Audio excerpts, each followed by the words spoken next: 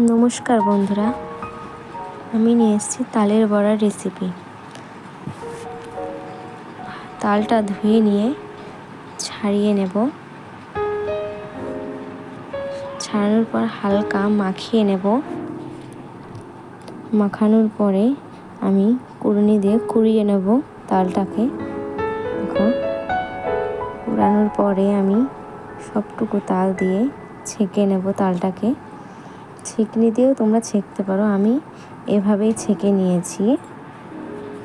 আমার এভাবেই সুবিধা হয়েছে, আমি এভাবেই ছেঁকে নিয়েছি তালটাকে। দেখো দেখো তালের শাঁসগুলো এখানে রয়েছে। আমার পরিমাণ মতন আমি তাল দিয়ে নেব। এর মধ্যে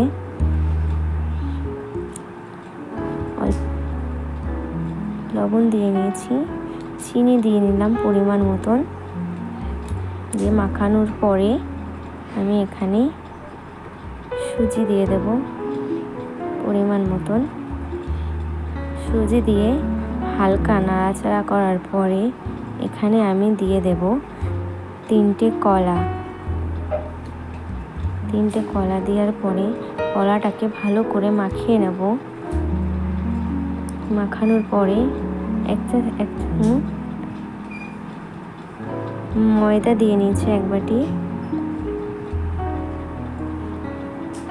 এক বাটি ময়দা দেওয়ার পরেও যখন দেখছো এটা আঠা আঠা হচ্ছে না, তখন তুমি আর এক বাটিও ময়দা দিতে পারো। কড়াই বসিয়ে দিয়েছি, তেল দিয়ে দিলাম। কড়াই গরম হয়ে গেছে, আমি বড়াগুলো দিয়ে দেব। হালকা উল্টে পাল্টে দেব।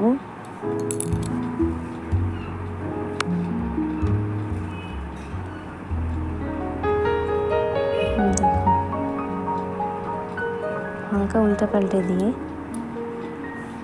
তুলে নিলাম। এরকমভাবে আমি সব বড়া ভেজে ফেলবো, তালের বড়া। দেখো,